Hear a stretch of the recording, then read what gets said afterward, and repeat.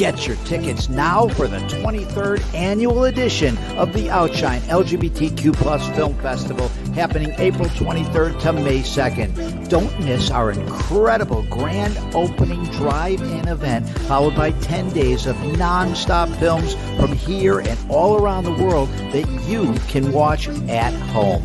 Watch trailers and get your tickets at OUTshineFilm.com now.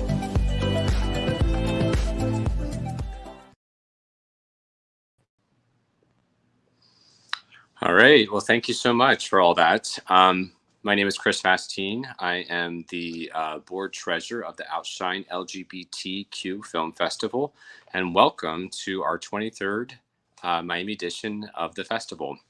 As always, a special shout out and thanks to our presenting sponsors, Gilead and Miami-Dade County. A special thanks also to our producer circle members. Thank you so much for all your support and all you do for us.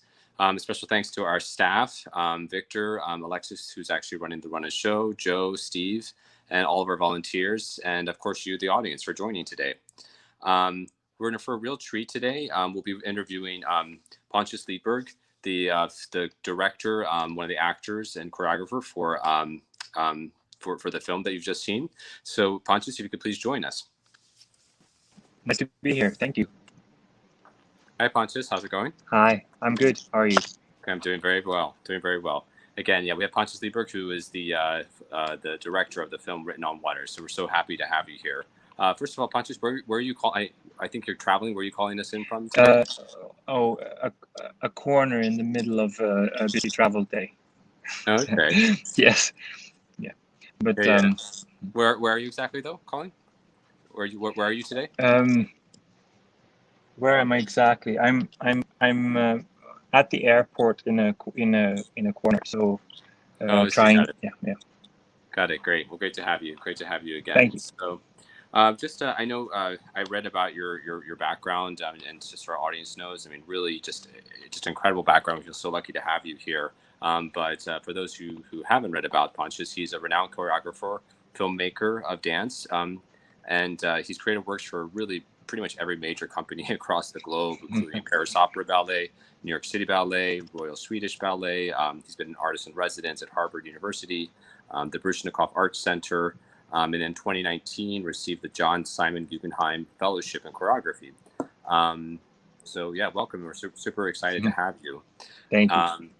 Great. And then just from the film itself, I mean, I think there's some really interesting people that I know that our audience may have catched or not, but there was a couple brief appearances by Leslie Caron, who was the audience may remember played, I think, opposite Gene Kelly in American in Paris and other really classic films like Gigi from the golden age of film, and of course, you know, the extraordinary Aurélie Dupont, who was a star of the Paris Opera. I think she danced for like over 25 years and as the current director of dance there. So really just a really phenomenal film, phenomenal cast, I guess, that you've gotten to work with over the years. Yes. So yeah, no, wonderful film, really wonderful film. So Thank you. yeah, so I mean, that's kind of the most talking I'll try to do. I mean, but really this is your time to talk about the film, for us to learn about the process. You know, I have a few questions lined up, but anything that you want to add, please for sure jump in. So okay. Yeah, so you know, I watched the film a couple times, and then even read about kind of what your thoughts were. So it's kind of like these. For me, it was like almost like these three parallel stories happening. The experience of I guess Alicia setting this piece. I guess it's called The Siren, which it's a staged work. I guess that you've done. That's right. That's absolutely right. Yeah. The story of Carl, who they seem to have kind of like a parallel experience, and then obviously the audience gets to see sort of the actual creation and staging of a work. So tell us a little bit about, I guess, you know, whether you want to talk about the ballet itself, Siren, or the making of the film. Like, what was the inspiration? Kind of how this came about? There are quite a few, I would say, philosophical themes that are explored in the film. And one of them, which is central to my work, and I think central to being an artist in the first place, is this idea of what is real. I mean, what is fiction and what is reality? And I take it as my kind of stance on that matter that there is no clear definition of what is fiction and what is reality, because we are constantly in the process of writing our own fiction, our own reality. You know, the way we interpret events, which in turn is based on how we have lived our particular lives, influences what we see. And so there's no objective truth to what's happening. There is only our subjective perceived reality. And I think this is very much true in the creative process because, of course, you know, different artists work with different things, but I for sure work with my personal experience as a foundation for my work. So everything that I create is kind of, you know, just more fiction. And sometimes it becomes difficult to draw a completely clear line between my work and my life, for example, because they are completely intertwined. And the film really explores that aspect of being alive, that we are just constantly creating the fiction that is the very lives we live. And I think, you know, it's definitely correct. There are parallel stories in the film, and they are also, in a way, just aspects of the same story, which is, in this case, an artist who gets absorbed in her own work and tries to somehow process also her life experiences through the artistic process. But in so doing, she creates another layer of the same story, another layer of the same events, just with, you know, different people playing the main characters, but in essence, it's all the same. So that's, you know, one of the main things about the film and about these parallel stories, for sure. Yeah, it's funny. There's a couple quotes. I mean, there's a lot of really remarkable dialogue, but actually one of the quotes that ties into that, hopefully I'm writing it correctly, is that I think Alicia says, I think it's Alicia, maybe it's Carl, that says, "I can't tell fiction from reality. They're both the same." Yes. Which, yes, and I think sometimes we have this idea that we would like to have an objective truth, but in fact, it's still our subjective understanding of that truth that we perceive. That's the truth that we're living in, and so we are living in the fiction, basically. Right. And that really is the film to me, in essence. But then there are other things in the film too. I mean, it's also a love story, and it's the question of the muse, the art, you know, the question of that siren that you know, dares us to take risks and risks our lives in order to experience something. And so the story and the theme of the muse is also a central thing in the film, which it also is in my life. So, you know, it's all connected in that way. Yeah, no, for sure. I'm guessing the muse is both physically and metaphorically. It's like Giovanni is supposed to be kind of like the muse, or the siren in that aspect, like luring you close to the rocks, and then also. Yeah. Exactly, he's the muse and the siren. And I think, you know, it's interesting these days with you know, this particular last 13 months that, you know, to me, especially the artistic processes often involves taking risks, as in you have to risk something to be alive, and you have to risk something in order to experience something.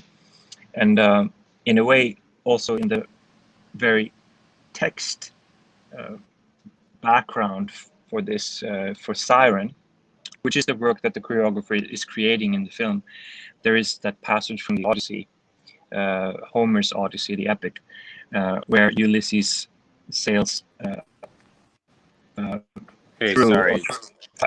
Yes. I think I lost you for a second, but I'm back. Sorry to cut you off there. Okay. Yes. So Ulysses sails past the island of the Sirens, where the Sirens live, and he feels strongly that this is something he needs to experience without killing himself, which is what you would do if you engage with something bigger than yourself. And these are the gods, you know, these are bigger than you. You risk losing your life. And he somehow is clever enough to experience the song of the siren while not fully going there, as in he doesn't throw himself in the water. I mean, the full story there is that he ties himself to the mast of the ship. and so he survives. But I think the philosophical question is this: that he is willing to risk something in order to experience something that is important to him, while still making it to the other side. Right.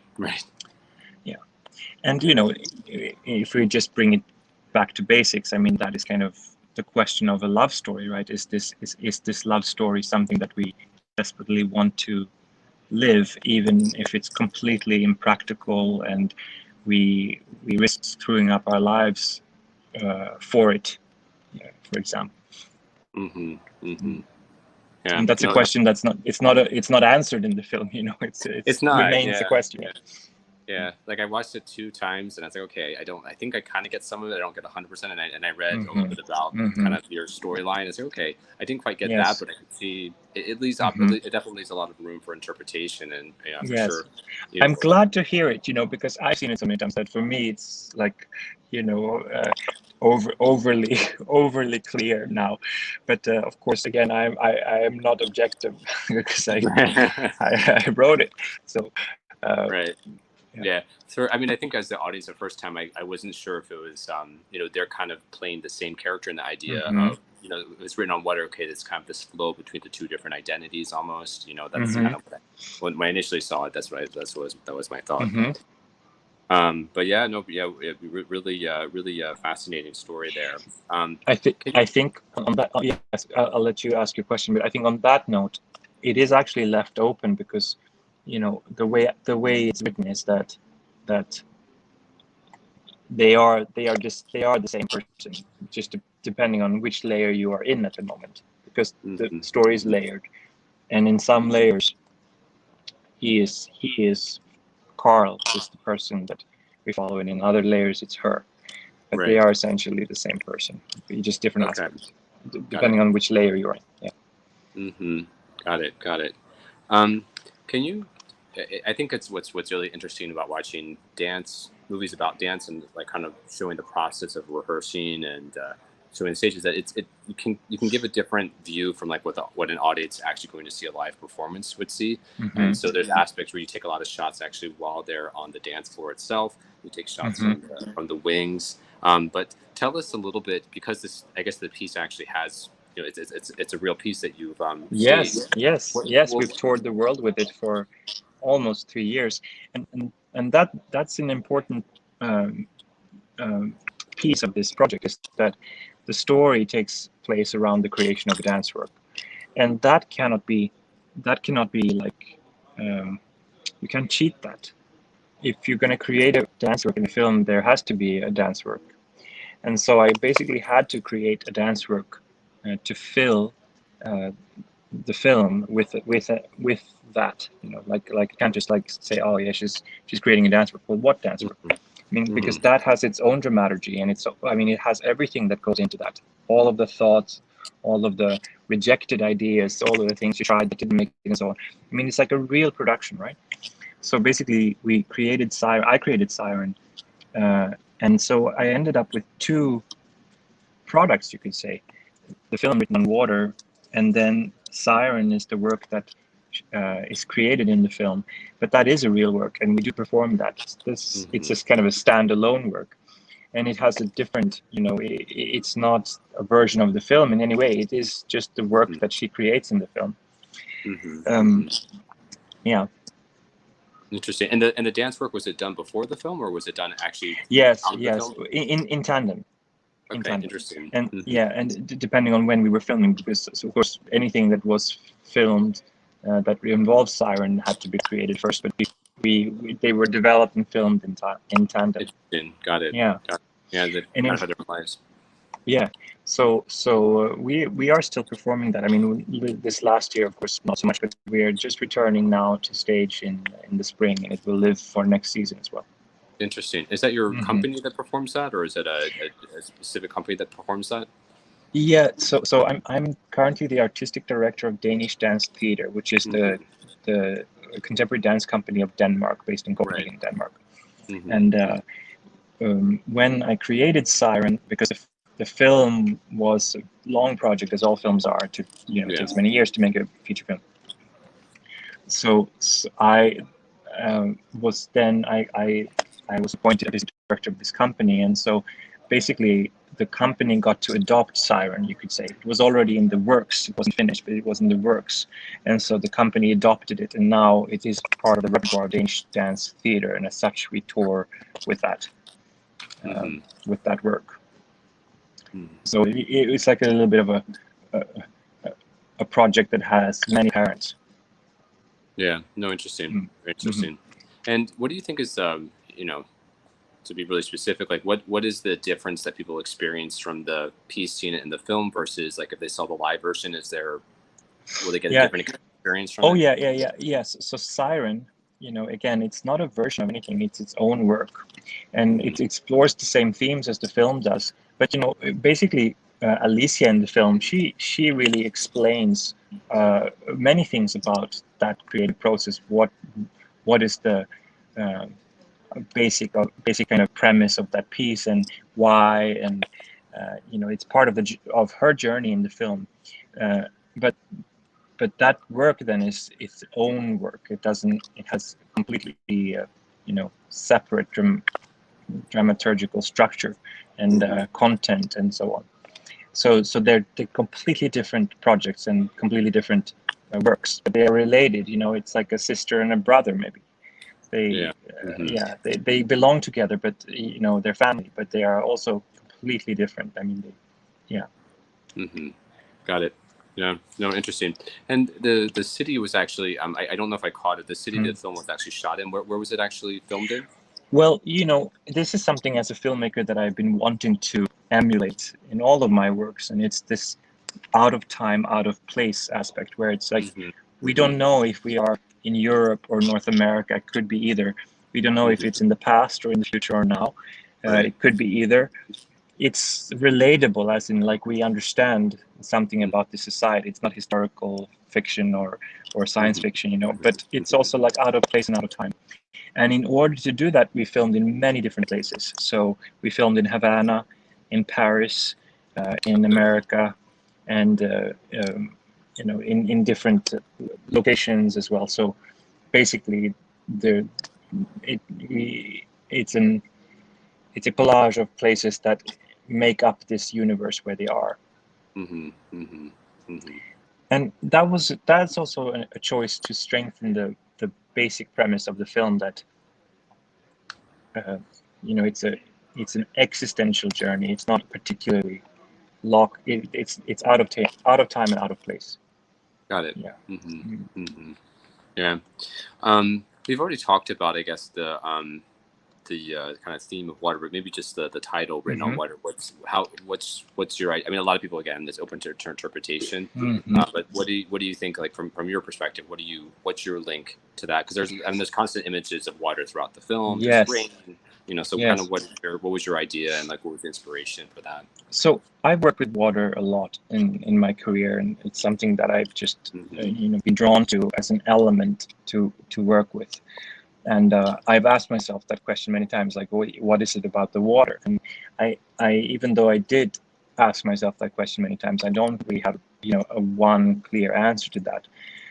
You know, rather, it's many things, because I would say the water is strongly connected to the subconscious. It's like the water is like a symbol of in a way, going to sleep and joining something that we are not 100% aware of. So I like that that metaphorical aspect of it. It's bigger than us, and it's something about, you know, we are part of it, and yet yeah, there's a lot of like symbolic and metaphoric images with water that I think that just work for me. I am drawn to them, and I'm drawn to create them and so on.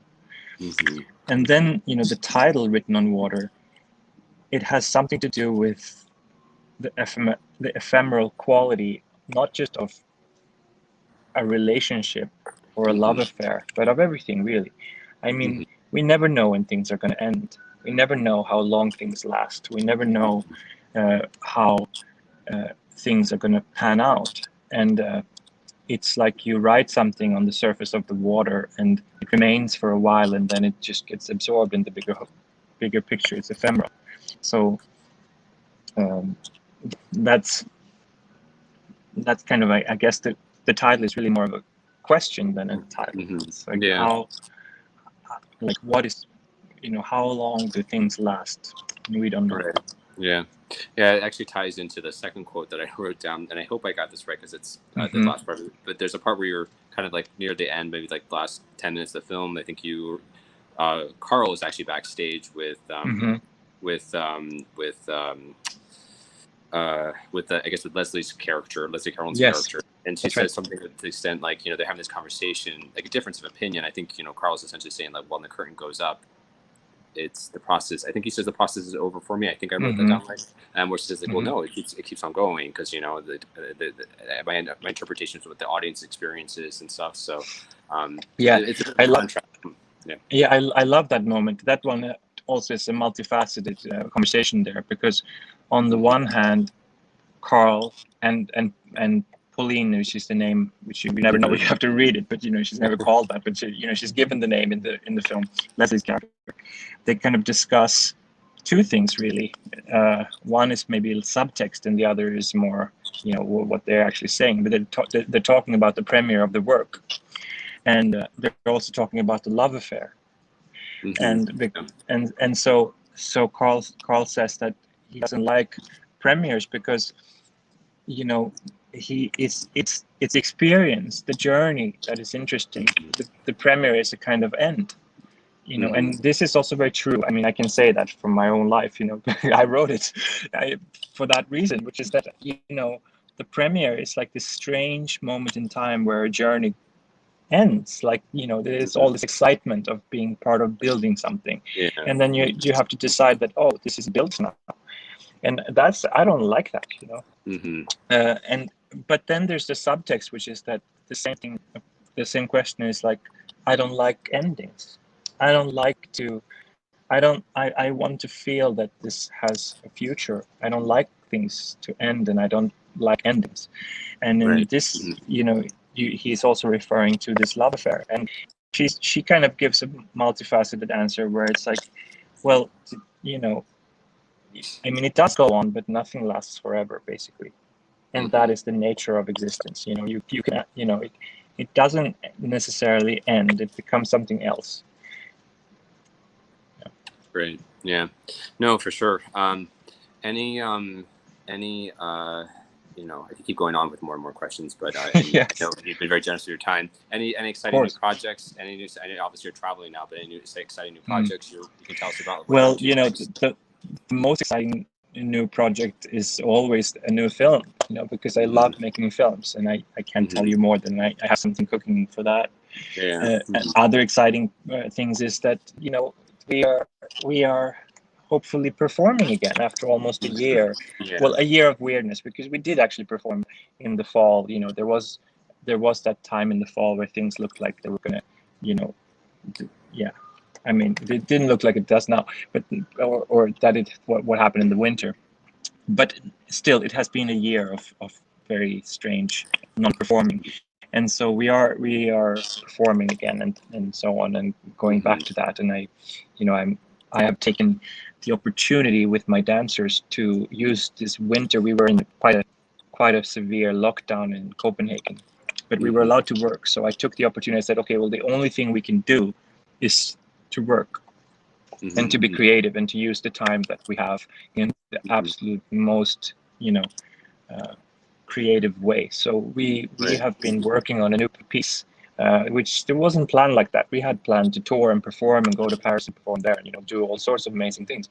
That didn't happen, but we used the time to create. So I am excited about what we created in the winter, and that will have a life now in the following year. Yeah, no, for sure. No, excited to see what's next. I mean, I think for everyone, they want to get back to seeing, whether it's concerts. I love going to see ballet performances and outdoor performances, films. So it's been interesting for us, even as a film festival, having to kind of very quickly reinvent ourselves. And a huge thanks to our board chair, and our staff, who's actually been able to kind of repivot this whole experience. And you see it a lot of arts organizations where they're like, okay, we can't perform as we used to, but we still can connect with our audiences and still create and have that experience. And connect with others.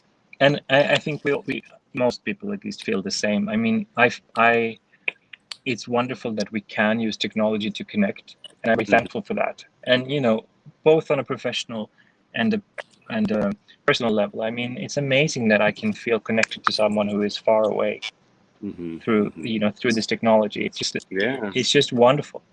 And at the same time, in the end, you want to be in the same room as somebody, and you want to be able to touch them. You want to be able to share things with them, and I want to be in a theater with audience, and I want to feel the audience breaths, as the dancers move and so on. So it's irreplaceable in a way. Yeah. So we can't wait. Yeah, no, for sure. I'll let you have any final closing thought. I'll give you the last word, I guess, Pontius. But thank you so much. It's just super generous of you. I know you're traveling, so but any final word on the film or anything you'd want to I just hope that it touches somebody. This is what would be worth it for me. You tell stories and you hope that they resonate with the viewer, and that somehow it can reflect something or mirror something back for the viewer that is important to them. That would be a beautiful gift. So let's hope that's happening. Excellent. Well, I think it is. Yeah. I think it is. And really excited for our audience to see this film and when it comes out. And thank you again for your generosity and for being here. Yeah, okay. My pleasure. Thank you. Bye.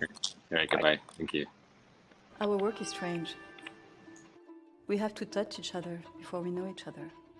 After you showed your face into the studio, one or two young men wanted to know if you were single. It's me. It's Carl. But it's not real, it's a lie. I want to make a piece about desire. How are you? It can feel like you've known someone for a long time, even if you just met. It's strange at first, but quickly, you're swept into a relationship that had no beginning. We'll be working with images of water throughout the piece. You might know I've included water in many of my works before. Maybe it's better if they know the truth. I could smell him in the empty corridors. I could see his face in the mirror when I least expected it. Can you promise me one thing? The solo. It's very you. So you know me now. There is a conflict. I couldn't talk about it for a long time. I'm in a terrible situation. You're telling me it's the first? Not like this. Just some random boy. When you say it doesn't last, what do you mean? What goes wrong? It's fine. This wasn't right for me anyway. What wasn't right? You make me feel like a stupid teenager. Pull yourself together.